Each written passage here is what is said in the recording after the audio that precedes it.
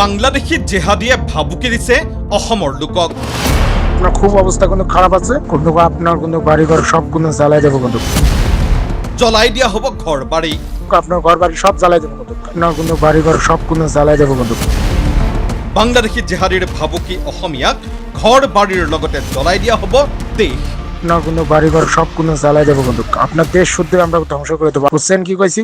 আপনার ঘর বাড়ি সব জ্বালাই দেবো, কিন্তু আভ্যন্তৰীণ সংকট, গৃহযুদ্ধ, অৰ্থনৈতিক মন্দাৱস্থা, নিবনুৱা সমস্যা, অনিয়ন্ত্ৰিত জনবিস্ফোৰণৰ ফলত খাবলৈ নোপোৱা হোৱা বাংলাদেশৰ জেহাদীয়ে ভাবুকি দিয়ে ভাৰতীয়ক। ভাৰত বাংলা সীমান্তৰ গোলকগঞ্জৰ অসমীয়া লোকলৈ ভাবুকি ভৰা অডিঅ' মেছেজ জামাতি ইছলামী নামৰ কোনো জেহাদী সংগঠনৰ সদস্যৰ। সীমান্তত সংগঠনটোৰ লোকক আৰক্ষীৰ জৰিয়তে ধৰাই দিয়াৰ অভিযোগত এই ভাবুকি। ভাই আমি জামাতি ইসলাম থেকে বলতেছি, বুঝছেন?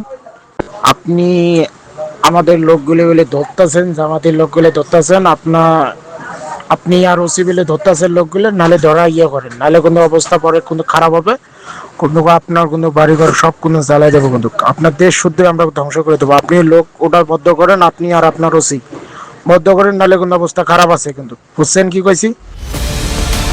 বাংলাদেশী জেহাদীয়ে ভাবুকি দিয়া এই লোকজনৰ নাম অমূল্য ৰায়, বিজেপিৰ গোলকগঞ্জ মণ্ডলৰ সভাপতি।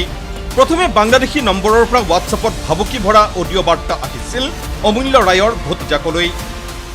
ভাতিজা ল'ৰা এজন নাম সুদীপ চন্দ্ৰ সৰকাৰ মোক আহি ক'লে যে খুড়া মোৰ মোবাইলত এটা হোৱাটছএপ মেছেজ আহিছে, জামাতি ইছলাম বাংলাদেশৰ এটা নম্বৰ, আমাৰ মানুহবিলাক আপোনালোকে ধৰি আছে, আপোনালোকে ওচিৰ লগত লগ লাগি যদি আমাৰ মানুহবিলাক যদি ধৰে তেতিয়াহ'লে আপোনাৰ ঘৰ ভাঙি জ্বলাই দিয়া হ'ব, এনেকৈ ৰাষ্ট্ৰক ধ্বংস কৰি দিয়া হ'ব। তাৰ পাছত একেটা মেছেজ আহিল লোকজনৰো মোবাইললৈ। মই মোৰ মোবাইলটো চেক কৰিলোঁ, চেক কৰি একে নম্বৰৰ পৰা মই তাত সেই একেটা বস্তুকে পঠাইছে। অনুৰূপ মেছেজ আহিছে সীমান্ত চেতনা মঞ্চ নামৰ সংগঠনটোৰ অঞ্চলটোৰ আন এজন বিষয়ববীয়ালৈও।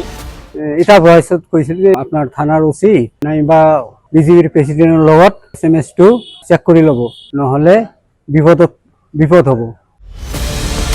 মেছেজ আহিছে +88017190719227 নম্বৰৰ পৰা।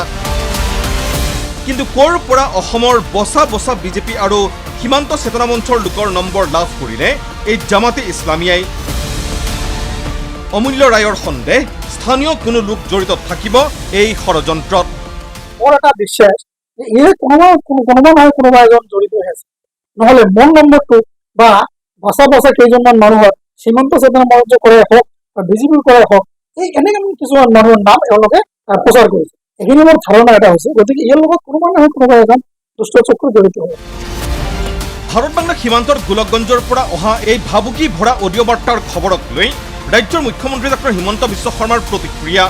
অসমৰ পৰিস্থিতি খুব ভাল নহয়, চৌদিশে চালেই কঠিন সময় অনুধাৱন কৰিব পাৰি। এনে ঘটনা ক্ৰমাৎ সাধাৰণ হৈ আহিব বুলিও শংকা প্ৰকাশ মুখ্যমন্ত্ৰীৰ।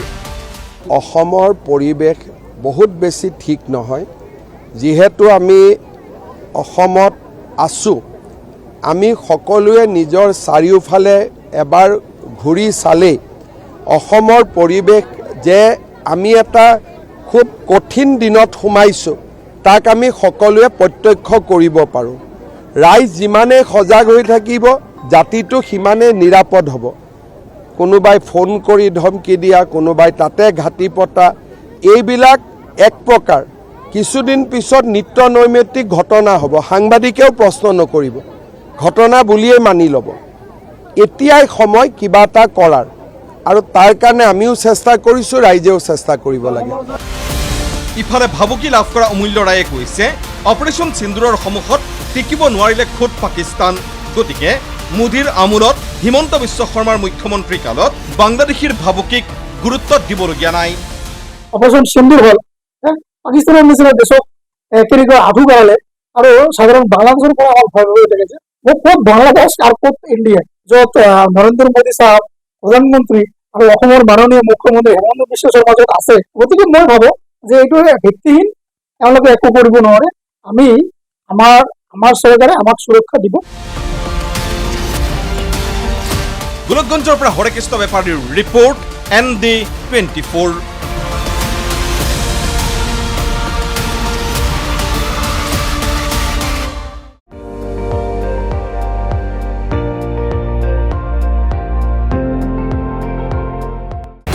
আপুনি চাই আছে ND24 সৰ্বশ্ৰেষ্ঠ নহয় সৰ্বোত্তমৰ দৌৰ